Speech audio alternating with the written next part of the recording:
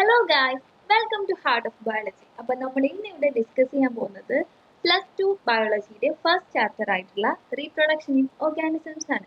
അപ്പം ഈ ചാപ്റ്ററിനെ 2 പാർട്സ് ആയിട്ട് ഡിവൈഡ് ചെയ്തിട്ടുണ്ട്, പാർട്ട് 1 ആൻഡ് പാർട്ട് 2. പാർട്ട് 1 ആണ് നമ്മൾ ഈ വീഡിയോയിലൂടെ ഡിസ്കസ് ചെയ്യുന്നത്. അപ്പം നമുക്ക് ചാപ്റ്ററിലേക്ക് കടക്കുന്നതിന് മുന്നേ +2 ബയോളജിയിൽ എത്ര യൂണിറ്റ്സ് ഉണ്ട്, എത്ര ചാപ്റ്റേഴ്സ് ഉണ്ട് എന്നുള്ള കാര്യങ്ങളൊക്കെ ഒന്ന് ജസ്റ്റ് നോക്കാം. Unit 6 is reproduction. It includes 4 chapters. Chapter 1 is reproduction in organisms. Chapter 2 is sexual reproduction in flowering plants. 3 is human reproduction. And 4 is reproduction health. Unit 7 genetics and evolution. It includes 3 chapters.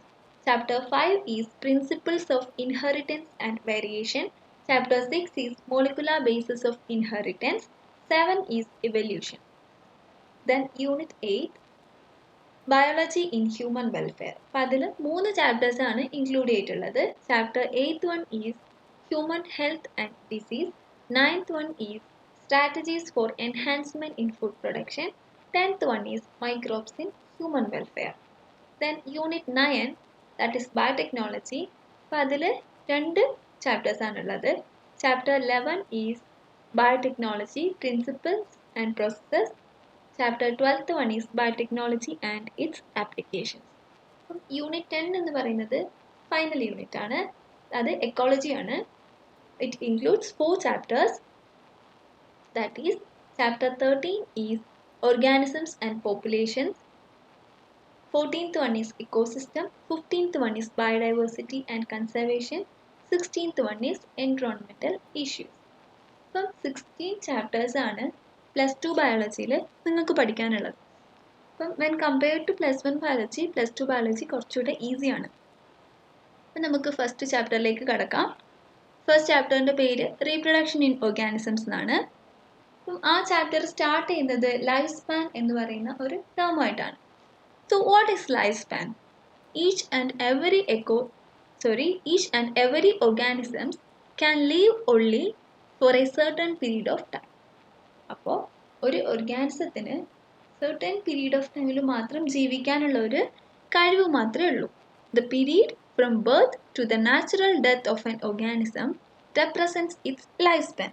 അപ്പം ഒരു organism ജനിച്ചിട്ട് ആ ഒരു ഓർഗാനിസത്തിൻ്റെ natural death ആയിട്ട്, അതായത് normal death വരെയുള്ള ആ ഒരു ലൈഫ്, ആ ഒരു സ്പാനിനെയാണ് നമ്മൾ ലൈഫ് സ്പാൻ എന്ന് പറയുന്നത്. ആ ഒരു ടൈം പീരീഡിനെയാണ് നമ്മൾ ലൈഫ് സ്പാൻ എന്ന് പറയുന്നത്. You may note that lifespans of organisms are not necessarily correlated with the sizes. നമുക്ക് ഒരിക്കലും ഓരോ ഓർഗാനിസത്തിൻ്റെയും സൈസ് വെച്ചിട്ട് അവർ ഇത്ര കൊല്ലം ജീവിക്കും, അതായത് അവർക്ക് ഷോർട്ട് ലൈഫാണ് അല്ലെങ്കിൽ അവർക്ക് ലാസ്റ്റ് ടൈം പീരീഡ് ജീവിക്കാനുള്ള കഴിവുണ്ട് എന്നൊന്നും നമുക്ക് പറയാൻ പറ്റില്ല. For example, in case of cross and parrots are not very different, yet their lifespan show a wide difference. അപ്പം ക്രോം പാരറ്റ് എന്ന് പറയുന്നത് എന്താണ്? ബേർഡ്സ് ആണ്. അപ്പോൾ അവർ ബോഡി സൈസ് വെച്ച് നോക്കുമ്പോൾ ഒരു വലിയ വ്യത്യാസമൊന്നുമില്ല, എന്നാലും കമ്പാരിറ്റീവ്ലി വ്യത്യാസമുണ്ട്. പക്ഷെ അവരെ ലൈഫ് സ്പാൻ എന്ന് പറയുന്നത് വൈഡ് ഡിഫറൻസ് ആണ് കാണിക്കുന്നത്. അതായത് ക്രോവിൻ്റെ ലൈഫ് സ്പാൻ എന്ന് പറയുന്നത് 15 years ആണെങ്കിൽ പാരറ്റിൻ്റെ ലൈഫ് സ്പാൻ എന്ന് പറയുന്നത് 140 years ആണ്. Then similarly, a mango tree has a much shorter lifespan as compared to a peepal tree. ഒരു പീപ്പിൾ ട്രീനെ മാംഗോ ട്രീ ആയിട്ട് കമ്പയർ ചെയ്യുന്ന സമയത്ത് മാംഗോ ട്രീൻ്റെ ലൈഫ് സ്പാൻ എന്ന് പറയുന്നത് 300 years ആണെങ്കിൽ പീപ്പിൾ ട്രീൻ്റെ ലൈഫ് സ്പാൻ എന്ന് പറയുന്നത് 1500 years ആണ്. അപ്പോൾ എന്താ, ഒരു വൈഡ് റേഞ്ച് ഓഫ് ഡിഫറൻസ് ആണ് മാംഗോ ട്രീൻ്റെയും പീപ്പിൾ ട്രീൻ്റെയും ലൈഫ് സ്പാൻസ് തമ്മിൽ കാണിക്കുന്നത്. അപ്പോൾ ഒരിക്കലും ഓരോ ഓർഗാനിസത്തിൻ്റെയും അതിൻ്റെ അപ്പിയറൻസ് വെച്ചിട്ട് അല്ലെങ്കിൽ അവരുടെ ബോഡി സൈസ് വെച്ചിട്ട് നമുക്കൊരിക്കലും അതിനെ കോറിലേറ്റ് ചെയ്യാൻ പറ്റില്ല.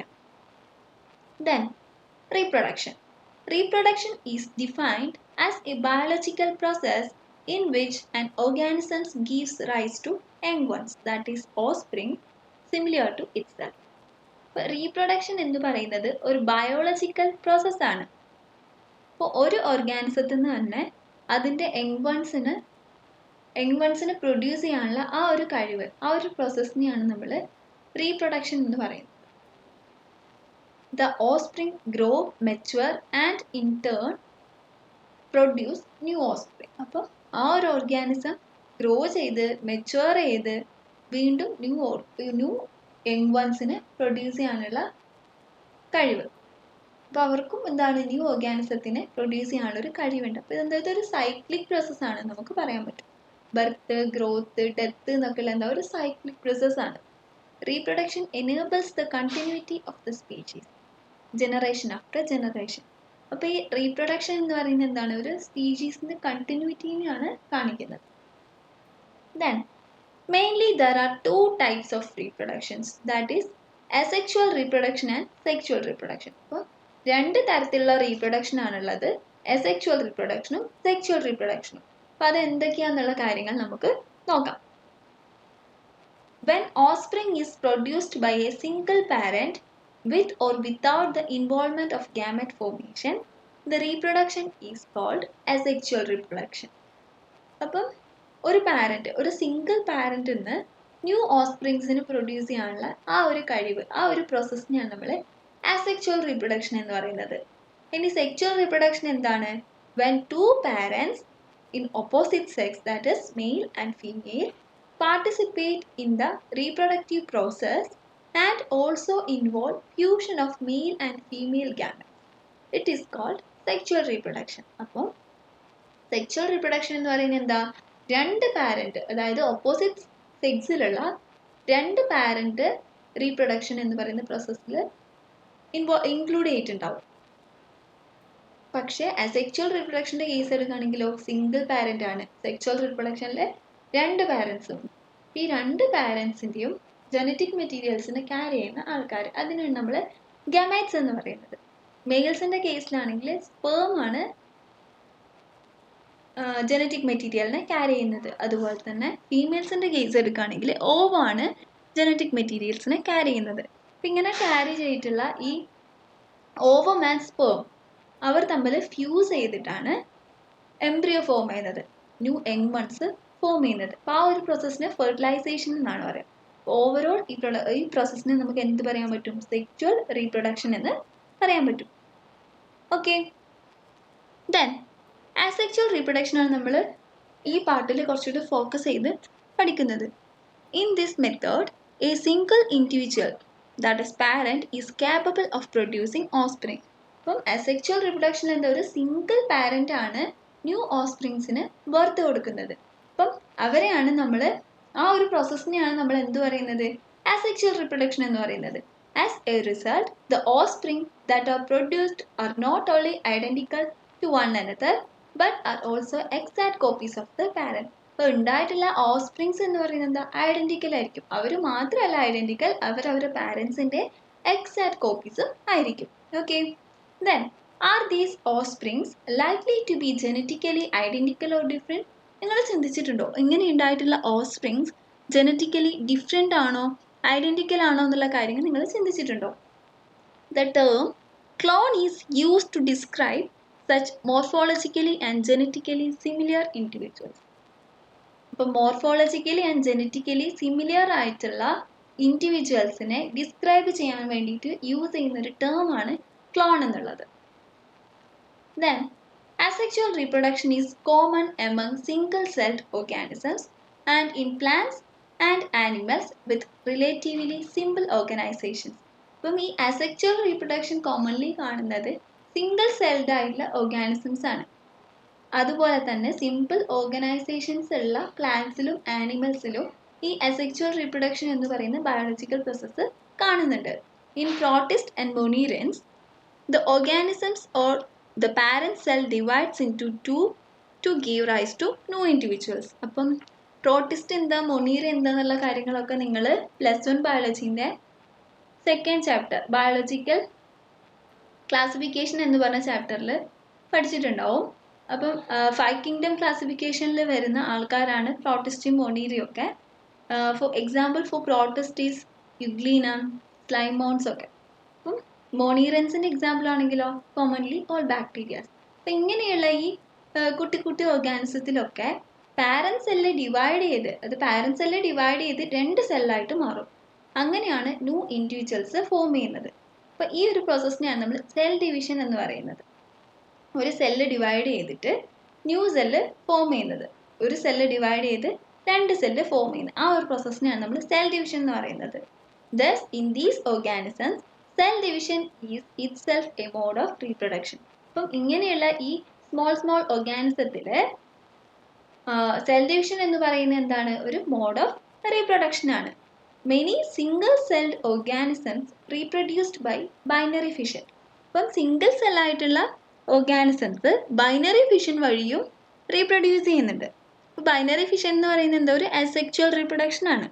Where a cell divides into 2 halves and each rapidly grows into an adult. For example, amoeba and paramecium. അപ്പം ഇങ്ങനെയുള്ള സിംഗിൾ സെൽഡ് ആയിട്ടുള്ള ഓർഗാനിസത്തിൽ ഒരു സെല്ല് 2 ഹാഫ് ആയിട്ട് ഡിവൈഡ് ചെയ്തിട്ട് ആ ഡിവൈഡ് ചെയ്ത 2 ഹാഫിന്നും new organisms, new young ones grow ചെയ്യും. ആ ഒരു പ്രോസസ്സിനെയാണ് നമ്മൾ ബൈനറി ഫിഷൻ എന്ന് പറയുന്നത്. Example amoeba and paramecium. അപ്പോൾ ഇത് എന്താണ്? അമീബേൻ്റെ കേസാണ്. അമീബേൻ്റെ ന്യൂക്ലിയസ് ഒക്കെ നിങ്ങൾക്ക് ഇവിടെ കാണാൻ പറ്റും. അപ്പോൾ ഈ ഒരു സെല്ല് 2 സെല്ലായിട്ട് 2 ഹാഫ് ആയിട്ട് ഡിവൈഡ് ചെയ്യുന്നു. ഡിവൈഡ് ചെയ്തിട്ടുള്ള 2 ഹാഫിൽ നിന്ന് എന്താ? 2 ഡോട്ടർ സെൽസ് ഫോം ചെയ്യുന്നു. അപ്പോൾ ഇങ്ങനെയുള്ള ഒരു പ്രോസസ്സിനെയാണ് എന്ത് പറയുന്നത്? Binary fission.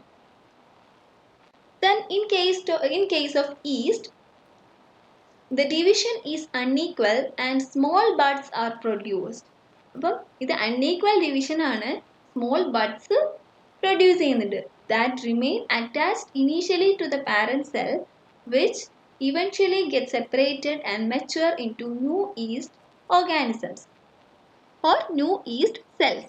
അപ്പോൾ ഇതൊരു പാരന്റ് സെല്ലാണ്, ഒരു പാരന്റ് ഈസ്റ്റ് സെല്ലാണ്. നിങ്ങളുടെ ടെക്സ്റ്റിലുള്ള ഡയഗ്രാം തന്നെയാണ്. അപ്പോൾ ഇതൊരു പാരന്റ് സെല്ലാണ്. അപ്പോൾ ഇവിടെ ഒരു ന്യൂ ബഡ് ഫോം ചെയ്യുന്നു. ആ ബഡിലേക്ക് ന്യൂക്ലിയസിൻ്റെ ഒക്കെ മൂവ്മെൻറ്റ് നടക്കുന്നു.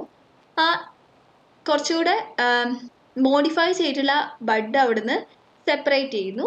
പിന്നെ അത് മെച്യൂർ ചെയ്ത് ഒരു ന്യൂ ഈസ്റ്റ് സെൽ അല്ലെങ്കിൽ ഒരു ന്യൂ ഈസ്റ്റ് ഓർഗാനിസമായിട്ട് ഡെവലപ്പ് ചെയ്യുന്നു. അപ്പോൾ ഇതെന്താ? ഇത് ഈസ്റ്റിൻ്റെ കേസാണ്. അപ്പോൾ ഈസ്റ്റിൻ്റെ കേസിൽ അസെക്ച്വൽ റീപ്രൊഡക്ഷൻ എന്ന് പറയുന്നത് എന്താണ്? ബഡ്ഡിംഗ് ആണ്. അതുപോലെ അമീബേൻ്റെ കേസിൽ അല്ലെങ്കിൽ പാരമീസിയത്തിൻ്റെ കേസിൽ അസെക്ച്വൽ റീപ്രൊഡക്ഷൻ എന്ന് പറയുന്നത് ബൈനറി ഫിഷൻ ആണ്. Then, members of the kingdom fungi and simple plants such as algae reproduce through special asexual reproductive structures. അപ്പോൾ ഫഞ്ചൈ എന്ന് പറയുന്ന കിങ്ഡത്തിൽ വരുന്നവർ അല്ലെങ്കിൽ സിമ്പിൾ പ്ലാന്റ്സ്, ആൽഗെ പോലെയുള്ള സിമ്പിൾ പ്ലാന്റ്സ് ഒക്കെ റീപ്രൊഡ്യൂസ് ചെയ്യുന്നത് അസെക്ച്വൽ റീപ്രൊഡക്റ്റീവ് സ്ട്രക്ചേഴ്സ് വെച്ചിട്ടാണ്. The most common of these structures are zoospores that usually are microscopic motile structures. അപ്പം അങ്ങനെയുള്ള റീപ്രൊഡക്റ്റീവ് സ്ട്രക്ചേഴ്സിന്, അസെക്ച്വൽ റീപ്രൊഡക്റ്റീവ് സ്ട്രക്ചേഴ്സിന് ഒരു എക്സാമ്പിൾ ആണ് സൂസ്പോസ് എന്ന് പറയുന്നത്. അപ്പം മൈക്രോസ്കോപ്പിക്കലി അവരെന്താണ്? ഒരു മോട്ടൈൽ സ്ട്രക്ചറാണ്. അവർക്ക് മൂവ് ചെയ്യാനുള്ള കഴിവുണ്ട്. Other common asexual reproductive structures are conidia in case of penicillium and buds in case of hydra and gemmules in case of sponge. അപ്പം ഇവരൊക്കെ എന്താണ്? ഓരോ അസെക്ച്വൽ റീപ്രൊഡക്റ്റീവ് സ്ട്രക്ചേഴ്സ് ആണ്. ഓക്കെ. ദെൻ അപ്പം ഇവിടെ നിങ്ങൾക്ക് കാണാൻ പറ്റും ഇതെന്താണ്? ക്ലാമിഡോമോണാസിൻ്റെ സൂസ്പോസ് ആണ്. അതുപോലെ തന്നെ ഇതെന്ന് പറയുന്നത് പെനിസീലിയത്തിൻ്റെ കൊനീഡിയാണ്. അപ്പോൾ ഇതെന്താ? അത് സിംഗിൾ സെല്ലായിട്ടുള്ള ഒരു ചെയിൻ ആയിട്ടുള്ള ആൾക്കാരാണ് കൊനീഡിയ എന്ന് പറയുന്നത്.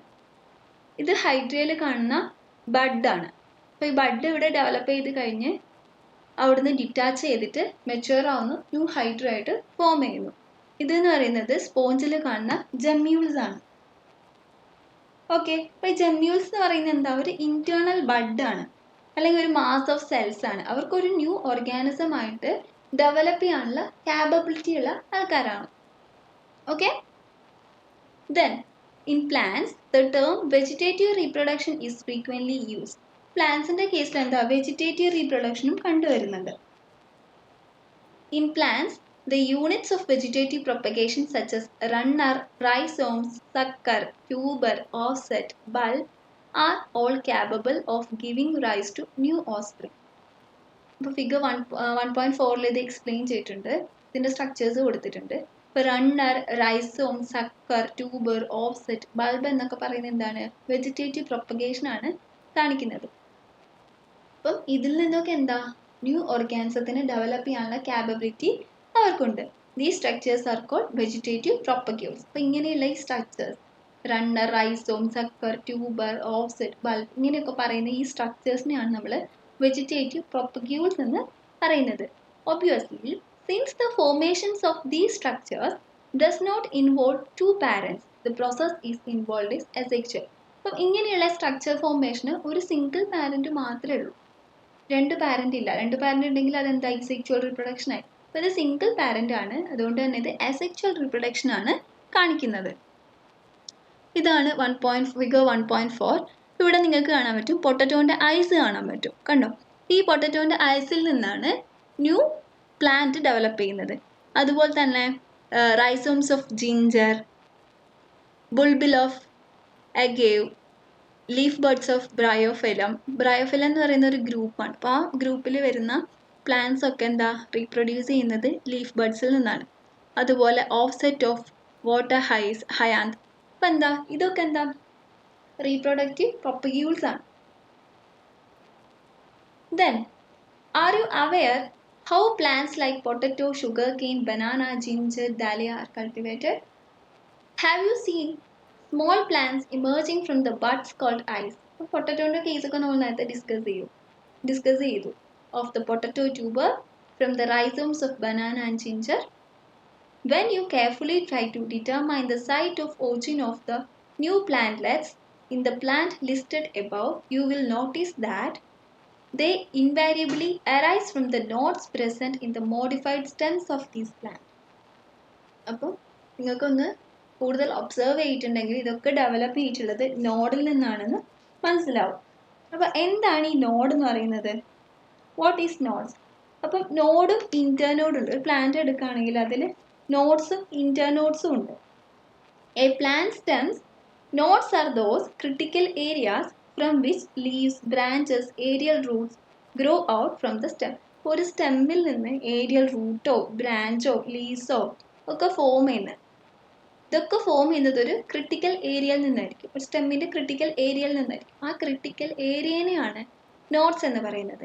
ഇനി രണ്ട് നോഡ്സ് തമ്മിലുള്ള ഒരു ഇന്റർവെൽ, ആ ഒരു ഇന്റർവെലിനെയാണ് ഇന്റർനോഡ് എന്ന് പറയുന്നത്. അപ്പം ഇതൊക്കെ ഡെവലപ്പ് ചെയ്തിട്ടുള്ളത് എന്തിൽ നിന്നാണ്? നോഡ്സിൽ നിന്നാണ്. Then which part of plant is called ginger?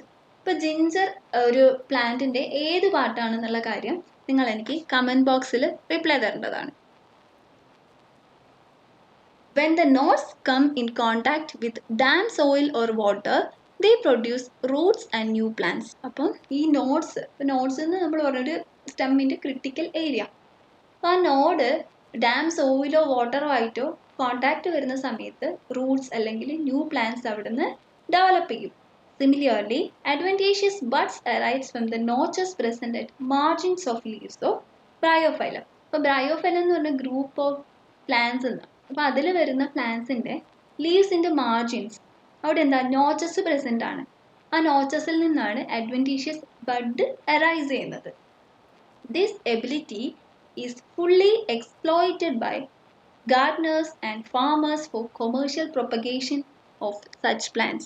അപ്പോൾ ഇങ്ങനെയുള്ള ഈ പ്ലാന്റ്സിന്റെ എബിലിറ്റീനെ ഗാർഡനേഴ്സും ഫാമേഴ്സും ഒക്കെ എന്താ? ഫുള്ളി എക്സ്പ്ലോയിറ്റ് ചെയ്യാണ്. ഓക്കെ, അപ്പം നമ്മൾ അസെക്ച്വൽ റീപ്രൊഡക്ഷൻ ആണ് ഈ ചാപ്റ്ററിന്റെ ഫസ്റ്റ് പാർട്ടിൽ ഡിസ്കസ് ചെയ്തത്. അപ്പം നമുക്ക് നെക്സ്റ്റ് പാർട്ടിൽ സെക്ച്വൽ റീപ്രൊഡക്ഷൻ ഡിസ്കസ് ചെയ്യാം. ഈ വീഡിയോ ഇഷ്ടപ്പെട്ടിട്ടുണ്ടെങ്കിൽ please like, share and subscribe. അപ്പോൾ നിങ്ങൾക്ക് ഇഷ്ടപ്പെട്ടാലും ഇഷ്ടപ്പെട്ടില്ലെങ്കിലും കമൻറ്റ് ബോക്സിൽ ഒന്ന് റിപ്ലൈ തരാം. Anyway, thank you.